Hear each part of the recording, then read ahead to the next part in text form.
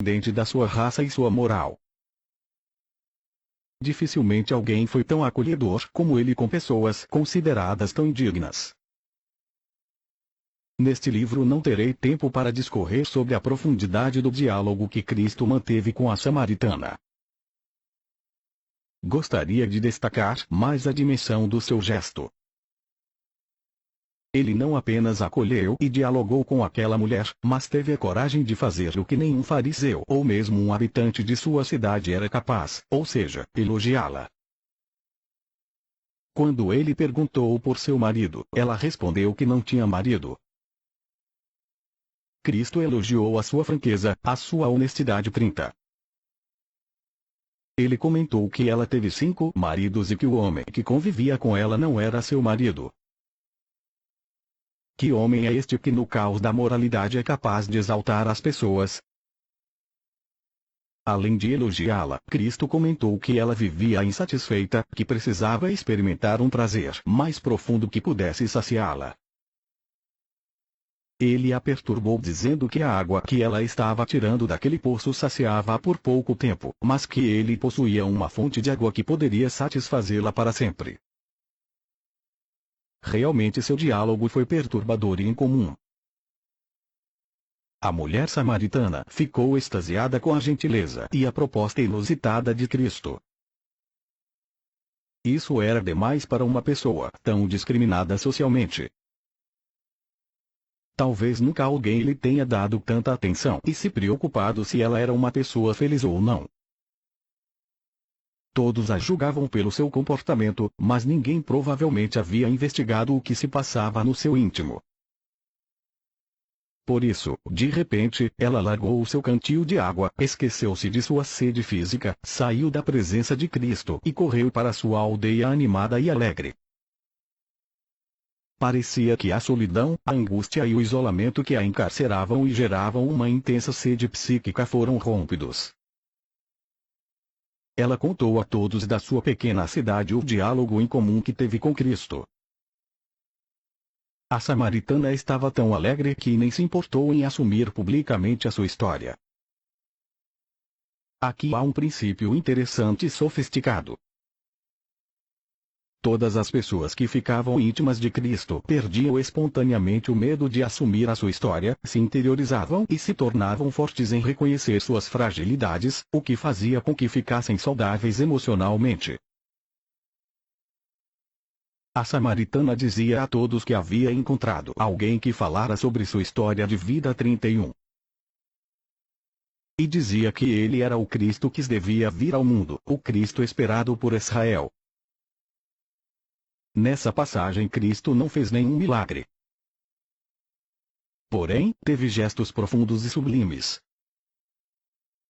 Ele rompeu a ditadura do preconceito, destruiu toda forma de discriminação e considerou o ser humano especial, independente da sua história, da sua moral, dos seus erros, da sua raça. As ciências poderiam ter sido enriquecidas com os princípios da inteligência de Cristo. Se os princípios sociológicos, psicológicos e educacionais contidos na inteligência de Cristo tivessem sido investigados e conhecidos, poderiam ter sido usados em toda a esfera educacional, do ensino fundamental à universidade.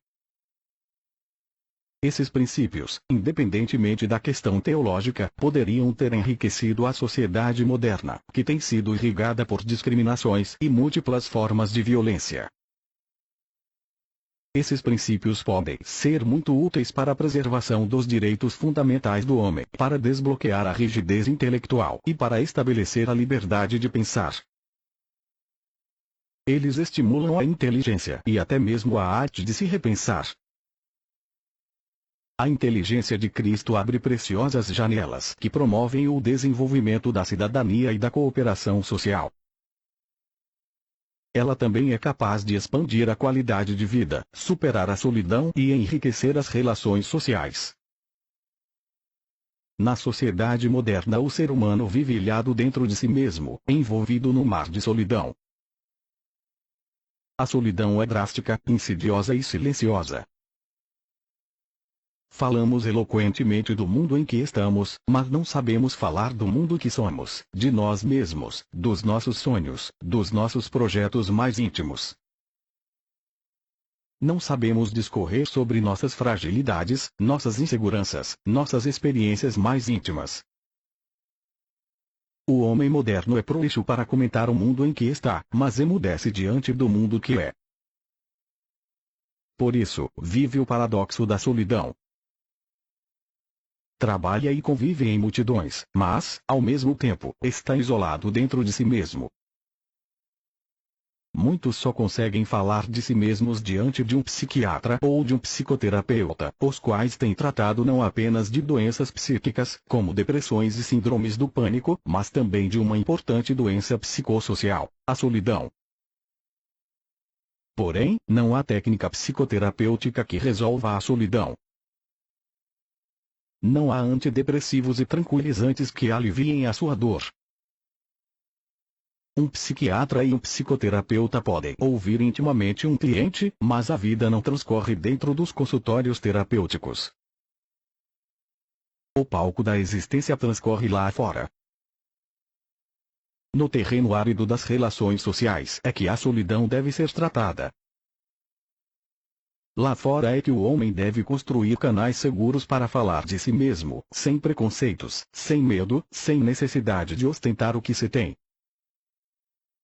Falar demonstrando apenas aquilo que se é. Ponto. O que mais somos? Somos uma conta bancária, um título acadêmico, um status social. Não. Somos o que sempre fomos, seres humanos. As raízes da solidão começam a ser tratadas quando aprendemos a ser apenas seres humanos. Parece ser contraditório, mas temos grandes dificuldades de retornar às nossas origens. O diálogo em todos os níveis das relações humanas está morrendo. A relação médico-paciente, professor-aluno, executivo-funcionário, jornalista-leitor, pai-filho carecem frequentemente de profundidade. Falar de si mesmo. Aprender a se interiorizar e buscar ajuda mútua. Remover nossas maquiagens sociais. Isto parece difícil de ser alcançado. Parece que é melhor ficar ligado na TV, plugado nos computadores e viajar pela internet. Auxiliei, como psiquiatra e psicoterapeuta, diversas pessoas das mais diferentes condições socioeconômicas e nacionalidades. Percebi que, embora gostemos de nos classificar e nos medir pelo que temos, o homem tem uma sede intrínseca de encontrar suas raízes como ser humano. Os prazeres mais ricos da existência, como a tranquilidade, as amizades, o diálogo que troca experiências existenciais, a contemplação do belo, são conquistados pelo que somos, e não pelo que temos. Cristo criou ricos canais de comunicação com seus íntimos. Tratou das raízes mais profundas da solidão. Construiu um relacionamento aberto, ricamente afetivo, despreconceituoso. Valorizou elementos que o poder econômico não pode comprar, que estão no cerne das aspirações do espírito humano, no âmago dos pensamentos e das emoções. Cristo reorganizou o processo de construção das relações humanas entre seus discípulos. As relações interpessoais deixaram de ser um teatro superficial para ser fundamentadas no clima de amor poético, regado à solidariedade, à busca de ajuda mútua, a um diálogo agradável.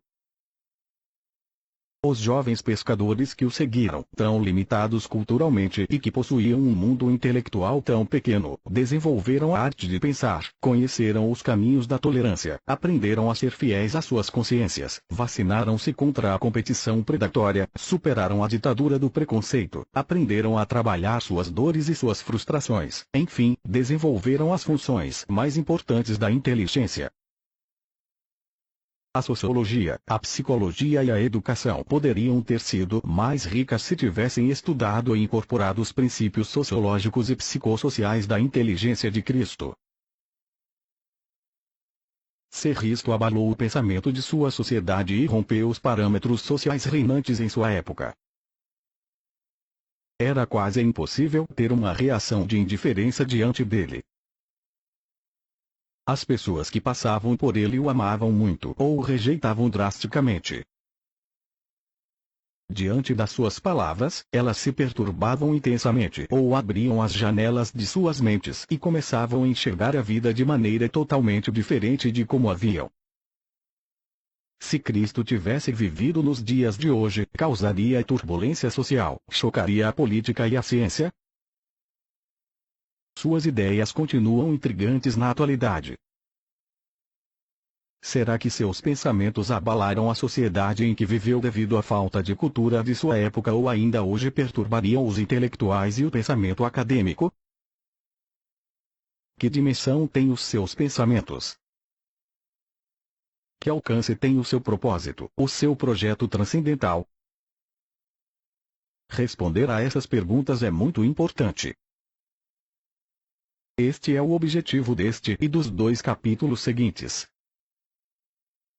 Temos de investigar se o pensamento de Cristo não foi superdimensionado ao longo das eras. Ele discursou com eloquência sobre a ansiedade, mas que impacto tem seu discurso sobre o prazer pleno na psiquiatria? Para respondermos a essas perguntas precisamos simular algumas situações. Precisamos transportar Cristo para os dias de hoje e o imaginarmos reagindo e proferindo suas palavras em diversos eventos da sociedade moderna. E temos de imaginar que essa sociedade não tenha qualquer cultura cristã. Vejamos algumas situações possíveis. A intrepidez de Cristo. O discurso do prazer pleno. Vamos imaginar Cristo dentro de um congresso internacional de psiquiatria, que tem como temas principais a incidência, causas e tratamento das doenças depressivas. Milhares de psiquiatras estão reunidos naquele ambiente. Diversos conferencistas falando sobre os sintomas básicos dos episódios depressivos, sobre a atuação dos antidepressivos e sobre o metabolismo dos neurotransmissores, ENS. Serotonina, na gênese das depressões. Não há grandes novidades, mas todos estão ali reunidos tentando garimpar algumas ideias novas. Ali estão também alguns psicoterapeutas abordando as técnicas mais eficientes no tratamento dessas doenças. Quem mais está naquele congresso? Sem dúvida, os representantes da indústria farmacêutica. Não devemos nos esquecer de que bilhões de dólares são gastos anualmente no tratamento farmacoterápico, medicamentoso, das depressões. Portanto, os grandes laboratórios estão ali bem representados, fornecendo ricos materiais didáticos para evidenciar que o seu antidepressivo é o mais eficiente e o que tem menos efeito colateral. Uma verdadeira guerra científica e comercial é travada nesse evento. Agora vamos recordar alguns pensamentos de Cristo que foram expostos por ocasião do grande dia da festa do tabernáculo, uma festa anual da tradição judaica. Cristo proferiu pensamentos que abalaram a inteligência de todas as pessoas presentes naquela ocasião. Na época, os escribas e fariseus já tensionavam matá-lo. Ele já havia corrido riscos sérios de ser apedrejado. Reuniões eram feitas para saber como prendê-lo e tirar-lhe a vida. A melhor atitude que Cristo poderia ter era se ocultar, não estar presente naquela festa ou, então, se estivesse, se comportar silenciosamente, com o máximo de discrição. Todavia, a coragem de Cristo era impressionante, parecendo que o medo era uma palavra excluída do dicionário de sua vida. Quando todos pensavam que diante daquela delicada situação ele se comportaria silenciosamente, no grande último dia dessa festa levantou-se, com intrepidez, bradou em voz altissonante para toda a multidão: se alguém tem sede venha a mim e beba, porque quem crer em mim do seu interior fluirão rios de águas vivas. 32. Suas palavras ecoaram profundamente no âmago das pessoas que as ouviram, tanto dos que o amavam quanto dos que o odiavam. Todos ficaram atônitos, pois mais uma vez ele proferia palavras incomuns e até inimagináveis. Cristo, naquele momento, não falou de regras de comportamentos, de crítica à imoralidade, de conhecimento religioso. Ele discursou sobre a necessidade de o homem ter prazer no seu mais pleno sentido.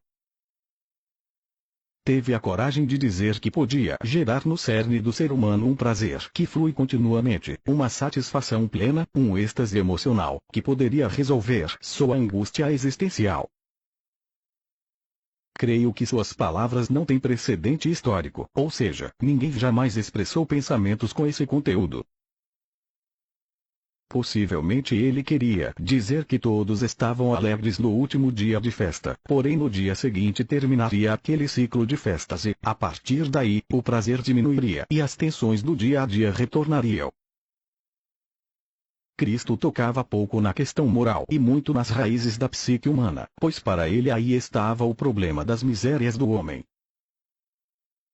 Dava a entender que sabia que a psique humana era um campo de energia que possui um fluxo contínuo e inevitável de pensamentos e emoções e que este fluxo era a maior fonte de entretenimento humano.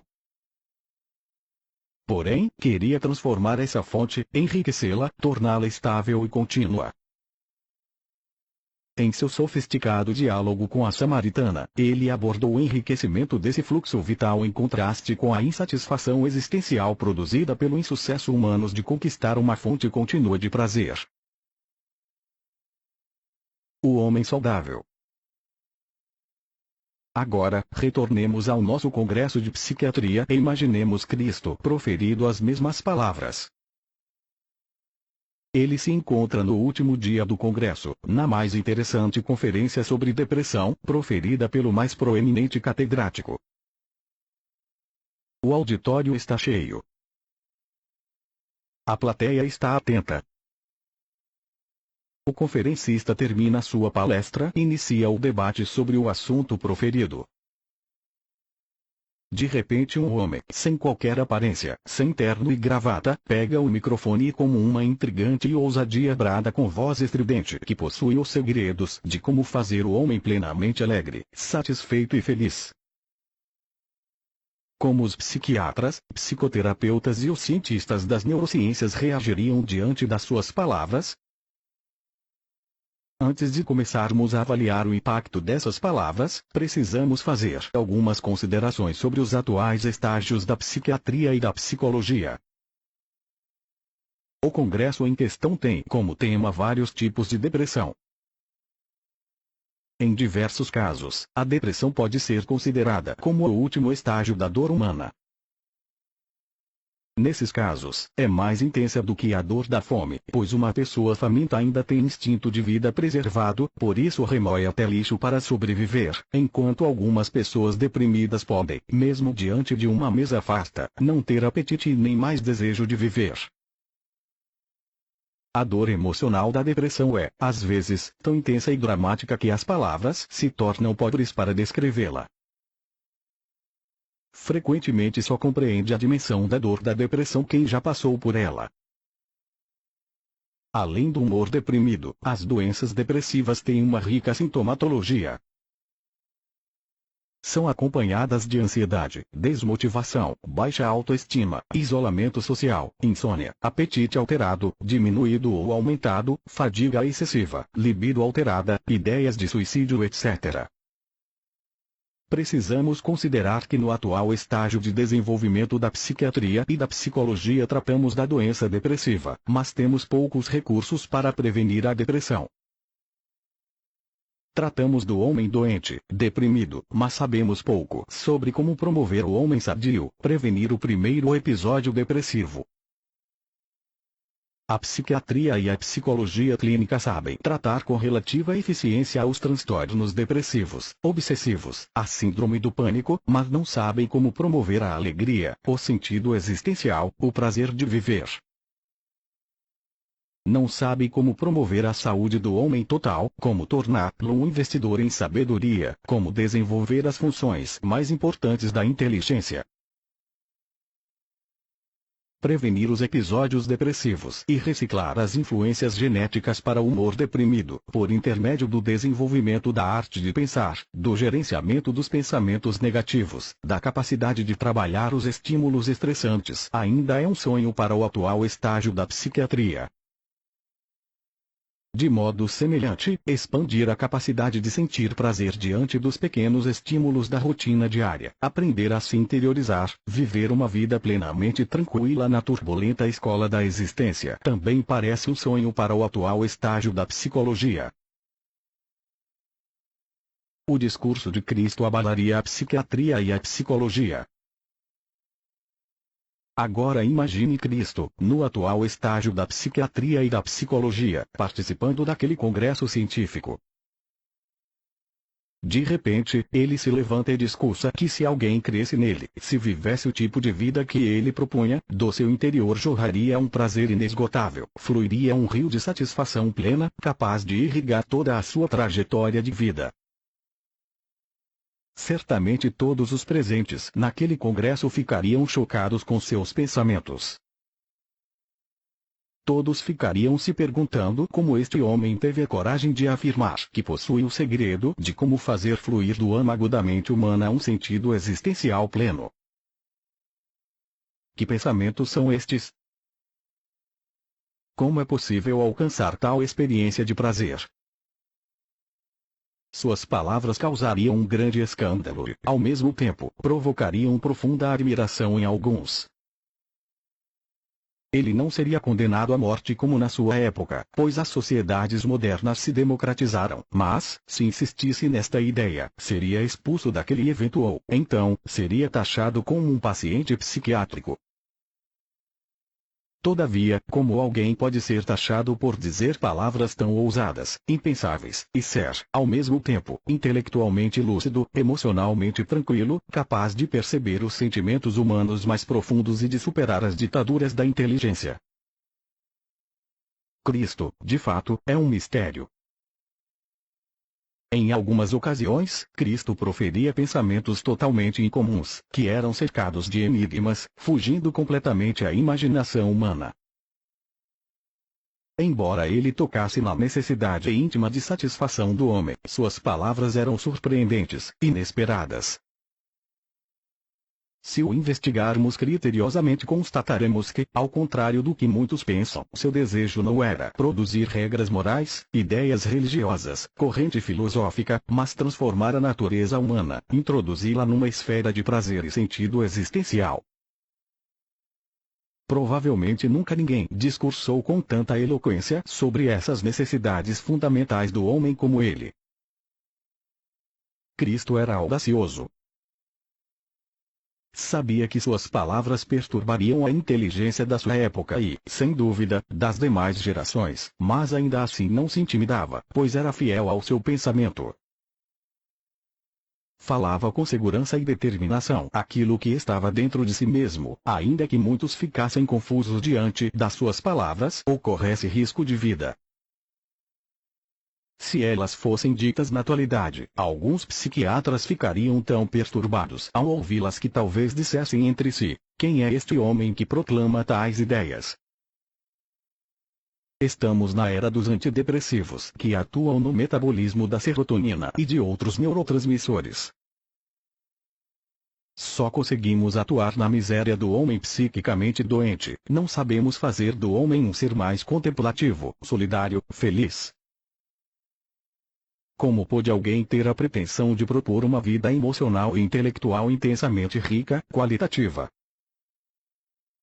Outros talvez comentassem: não sabemos nem como estancar as nossas próprias angústias, as nossas próprias crises existenciais, como pôde alguém propor um prazer pleno, incessante, que jorra do interior do homem? Cristo, de fato, disse palavras inatingíveis para o atual estágio da ciência.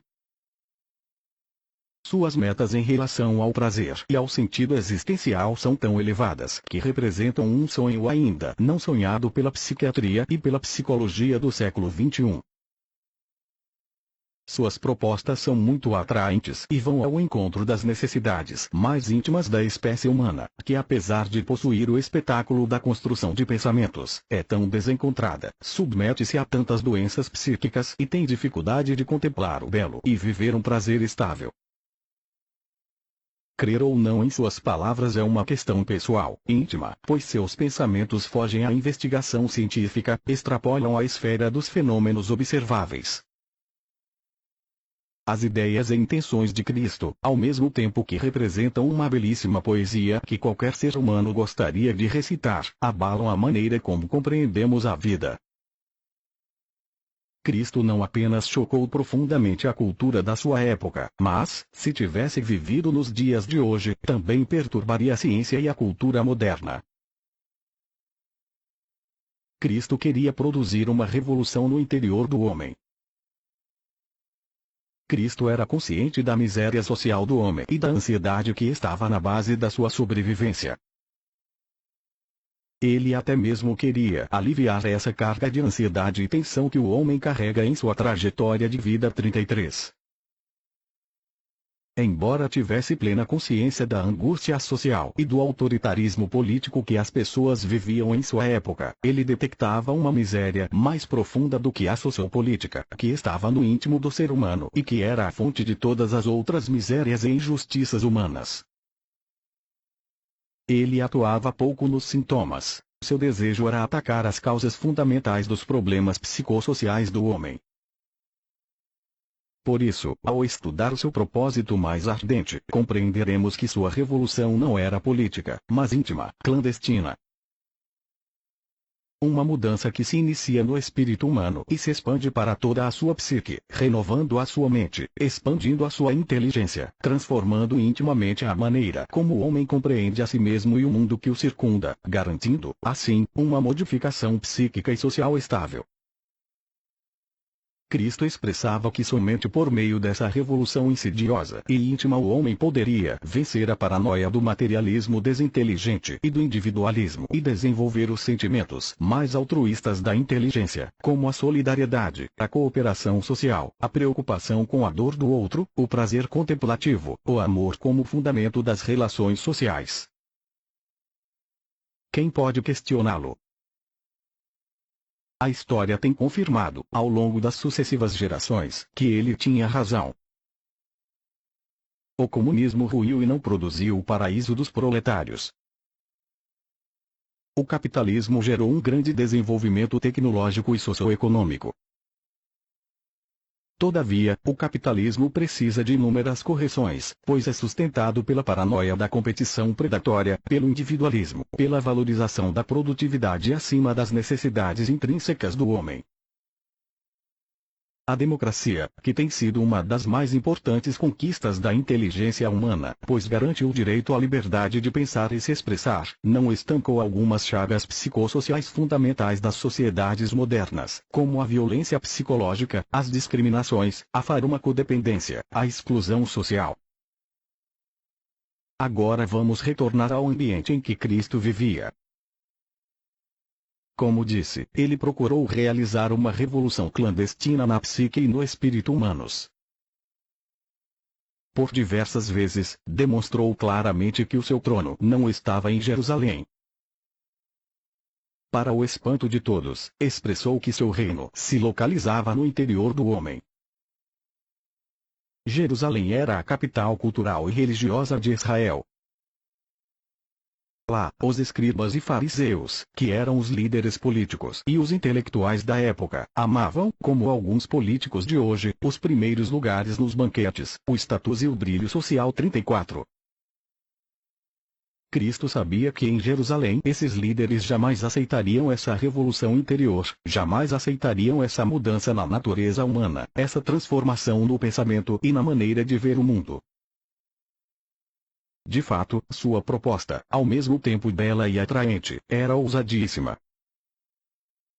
Conduzir as pessoas a se interiorizar e reciclar seus paradigmas e conceitos culturais é uma tarefa quase impossível quando elas são intelectualmente rígidas e fechadas. Sabia e previa que quando abrisse a sua boca, a cúpula de Israel iria odiá-lo, rejeitá-lo e persegui-lo. Por isso, passou um longo período na Galileia antes de ir para Jerusalém. Israel traiu seu desejo histórico de liberdade. Israel sempre preservou sua identidade como nação e valorizou intensamente sua liberdade e independência. Seu povo tem uma história em comum e, em certo sentido, poética. Abraão, o patriarca desse povo, deixou com intrepidez a conturbada terra de Ur dos Caldeus e foi em busca de uma terra desconhecida. Abraão era um homem íntegro e determinado. Ele deu origem a Isaque. Isaque deu origem a Jacó, que recebeu o nome de Israel, que quer dizer príncipe de Deus. Israel teve 12 filhos que se tornaram 12 tribos. Da tribo de Judá saíram os reis de Israel. O nome judeu deriva da tribo de Judá. As raízes milenares desse povo culturalmente rico impediam que ele se submetesse ao jugo de qualquer imperador. Apenas a força agressiva dos impérios sufocavam o ardente desejo de liberdade e independência dessa nação. Devido ao desejo compulsivo de liberdade, o povo de Israel passou por situações dramáticas em alguns períodos históricos, como no de Calígula. Caio Calígula era um imperador romano agressivo, desumano e ambicioso. Ele, além de ter matado vários senadores romanos, destruído seus amigos e violado os direitos dos povos que subjugava, ambicionava se passar por Deus. Desejava que todos os povos se dobrassem diante dele e o adorassem. Para o povo judeu esse tipo de adoração era inadmissível e insuportável. Caio sabia da resistência do povo judeu e odiava a sua audácia e insubordinação. Os judeus, mesmo combalidos, desterrados, errantes e com risco de passar por uma faxina étnica, foram praticamente os únicos que não se dobraram aos pés de Caio. A liberdade, para esse povo, não tinha preço. Flávio Joséfos, um brilhante historiador, que viveu no século I desta era, nos relata uma história dramática pela qual o povo de Israel passou devido ao desejo de preservar sua independência. O povo de Israel era considerado um corpo estranho para o vasto domínio de Roma e tinha frequentes reações contra esse império. No ano 70 DC, os judeus novamente se revoltaram contra eles e sitiaram dentro de Jerusalém. Tito, general romano, se encarregou de debelar o foco de resistência e retomar Jerusalém. Eles podiam render-se ou resistir e lutar. Preferiram a resistência e a luta. Tito cercou Jerusalém e iniciou uma das mais sangrentas guerras da história. Os judeus resistiram além de suas forças. A fome, a angústia e a miséria foram enormes. Morreram tantos judeus que exalava mau cheiro na cidade. Era possível pisar em cadáveres pelas ruas. Por fim, Jerusalém foi destruída e o que restou do povo foi levado cativo e dispersado. Esses exemplos mostram o desejo desesperador do povo judeu de preservar sua liberdade, identidade e independência. Porém, houve uma época em que a cúpula judaica traiu seu desejo de liberdade e independência. É incrível constatar, mas Cristo perturbou tanto os líderes judeus com sua revolução interior e seus pensamentos, que eles preferiram o imperador gentio à liderança de Cristo, que tinha raízes judias, embora ele manifestasse que não queria o trono político. Israel preferiu manter a simbiose com o Império Romano a admitir Jesus como o Cristo. A cúpula de Israel, na época de Cristo, amou mais o poder sociopolítico do que sua busca de liberdade e independência. Todavia, quero deixar claro que a imensa maioria do povo judeu provavelmente não concordava com a postura da cúpula judaica. Havia até mesmo diversos membros dessa cúpula, como Nicodemos e José de Arimateia, que tinha grande apreço por Cristo e discordavam da sua condenação injusta. Entretanto, eles se calaram, pois temiam as consequências que sofreriam por dar crédito a Cristo. Quando a cúpula judaica traiu o desejo de liberdade e independência que movia há séculos o povo de Israel. Quando Pilatos, zombando dela, disse que não poderia crucificar o rei dos judeus 35. Ficaram indignados com o ultraje de Pilatos. Por isso, suplicaram-lhe que o crucificasse e o pressionaram dizendo que César é que era o rei deles. Os judeus sempre rejeitaram drasticamente o domínio do Império Romano, mas nesse momento preferiram César a Cristo, o romano a um judeu. Como disse, Cristo evidenciava que queria um reino oculto, dentro do homem. A liderança judia se sentia ameaçada pelos pensamentos de Cristo. Seu plano era intrigante e complexo demais para ela. Seu propósito rompia todos os paradigmas existenciais. Por isso, Cristo foi drasticamente rejeitado. Alguns judeus dizem hoje que Cristo era uma pessoa querida e valorizada na sua época pela cúpula judaica. Porém, as biografias de Cristo são claras a esse respeito. Ele foi silenciado, zombado, cuspido no rosto e odiado, embora fosse amável, dócil e humilde e ao mesmo tempo pronunciasse palavras chocantes, nunca ouvidas. Suas palavras se tornaram perturbadoras demais para ser analisadas, principalmente por aqueles que amavam o poder e não eram fiéis à sua própria consciência. A síndrome de Pilatos. A cúpula judaica ameaçou denunciar Pilatos ao governo de Roma se ele não condenasse Cristo. Pilatos tinha um grande poder conferido pelo Império Romano, o de vida e de morte. Todavia, era um político fraco, omisso e dissimulado. Ao inquirir Cristo, Pilatos não via injustiça nele 36. Por isso, desejava soltá-lo, mas ele era frágil demais para suportar o ônus político dessa decisão. Assim, cedeu à pressão dos judeus. Entretanto, para mostrar que ainda detinha o poder político, fez uma cena teatral superficial, lavou as suas mãos. Pilatos se escondeu atrás do lavar das mãos. Ele não apenas cometeu um crime contra Cristo, mas também contra si mesmo, contra a fidelidade à sua própria consciência. Aquele que é infiel à sua própria consciência tem uma dívida impagável consigo mesmo. A síndrome de Pilatos tem varrido séculos e contaminado alguns políticos. É muito mais fácil se esconder atrás de um discurso eloquente do que assumir com honestidade seus atos e suas responsabilidades sociais. A síndrome de Pilatos se caracteriza pela omissão, dissimulação, negação do direito, da dor e da história do outro. Cristo era seguido pelas multidões. Por onde passava havia um grupo de pessoas despertadas por ele. As multidões se aglomeravam ao seu redor. Isso causava um grande ciúme na cúpula judaica. Pessoas de todos os níveis se ajuntavam e o procuravam para ouvir aquele homem amável e ao mesmo tempo instigante e determinado. Elas procuravam conhecer os mistérios da existência, anelavam a transformação íntima, clandestina, que ele proclamava.